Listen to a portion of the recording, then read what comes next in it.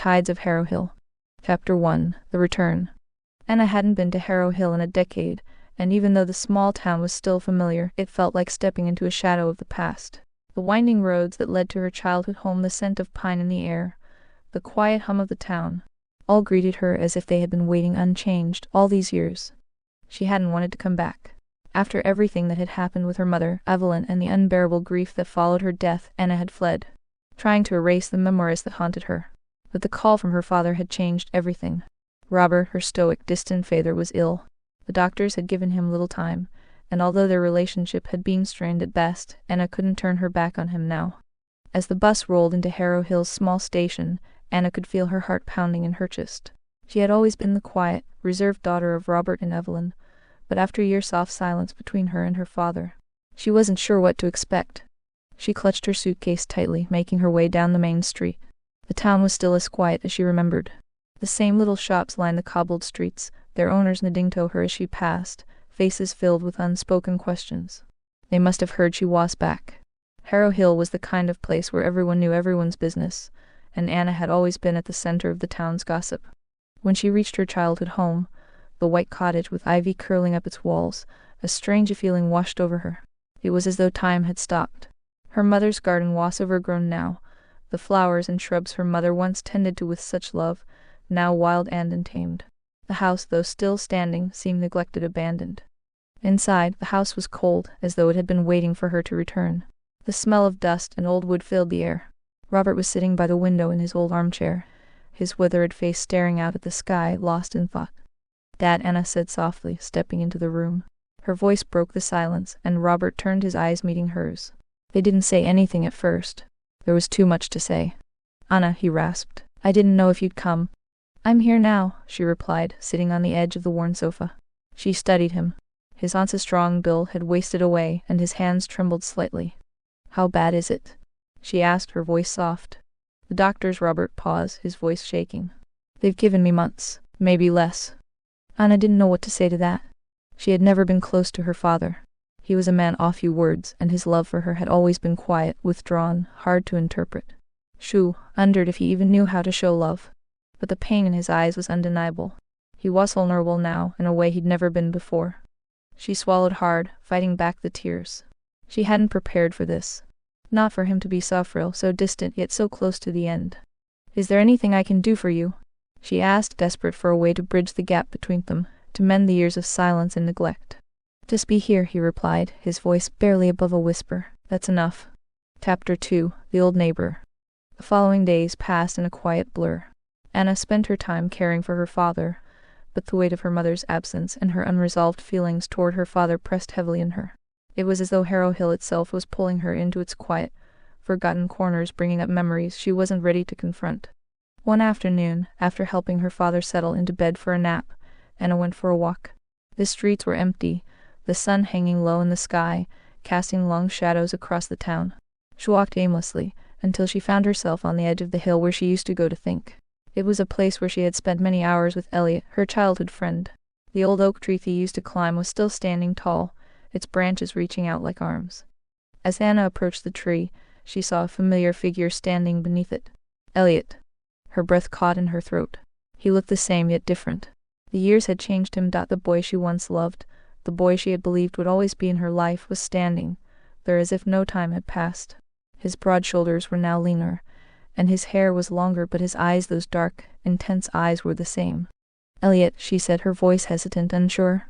He turned at the sound of her voice, his lips curling into a small, almost sad smile. "Anna," he said, his voice low and thick with emotion, "it's been a long time." "Too long," she replied, her heart hammering in her chest. They stood there for a moment, neither knowing what to say. So much had happened, so many years had passed, and yet the connection between them was undeniable. "I heard about your dad," Elliot said quietly. "I'm sorry." Anna nodded. It's been hard." Elliot took a step closer. "If you need anything, Anna, I'm here. I know we haven't spoken in a long time, but you don't have to go through this alone."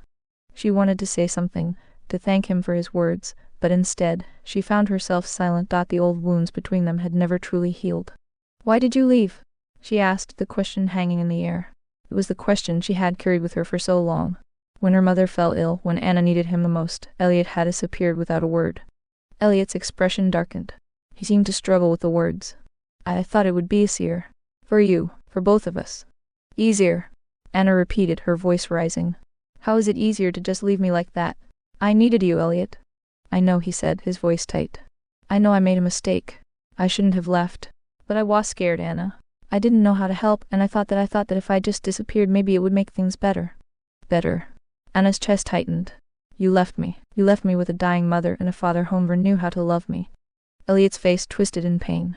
I was trying to protect you, Anna. I thought it would be easier if I wasn't around, for both of us. The words hit Anna hard. She shook her head, stepping back. You don't get it, do you, Elliot? I needed you, and you abandoned me. That's the truth.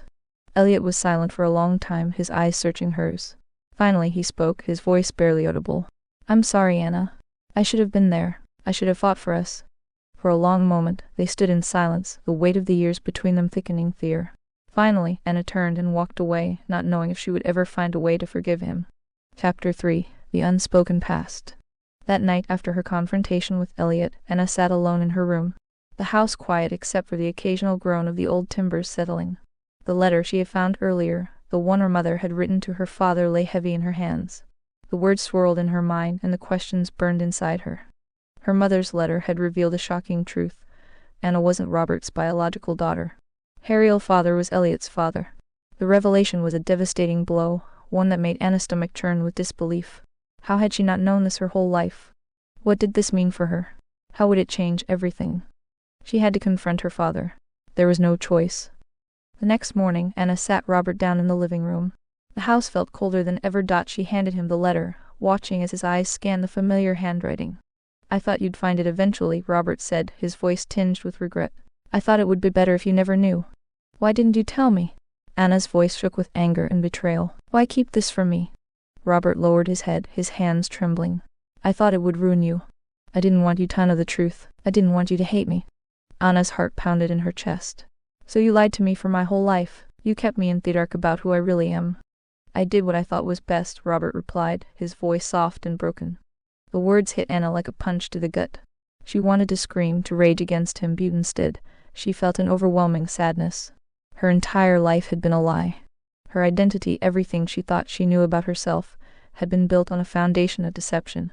Chapter 4. The Convergence. The truth about her parentage hung heavily over Anna, and she found herself once again seeking solace in the town's quiet corners. As she wandered near the old oak tree, she saw Elliot once more. He had been waiting for her, as if sensing she needed him. Elliot, she whispered, her voice raw. I know everything now. About my real father, about your dad. Elliot stepped closer, his eyes filled with sorrow. I never wanted you to find out this way, Anna. I didn't want to hurt you. You already did, she replied, her voice shaky. But maybe it's not too late to start over. I don't know what this means for us, but... Elliot reached out, touching her arm gently. We can figure it out. Together. We've both been carrying around these secrets for far too long. It's time to let them go. Anna looked at him, searching his face for any sign of the boy she once loved. The man Harrow stood before her, full of regret. Together, she whispered.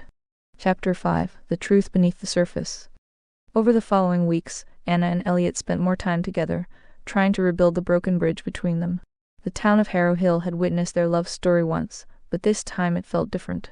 Their connection was fragile, tentative, but there was something new blossoming between them, something neither could ignore. As Anna stood before the old oak tree one final time, she realized that the past didn't have to define her. The mistakes, the secrets, and the betrayals were part of her story, but they didn't control her future. The road ahead was uncertain, but for the first time in years, she felt a glimmer of hope. Perhaps like the old oak, they could grow together through the storms that life would inevitably bring.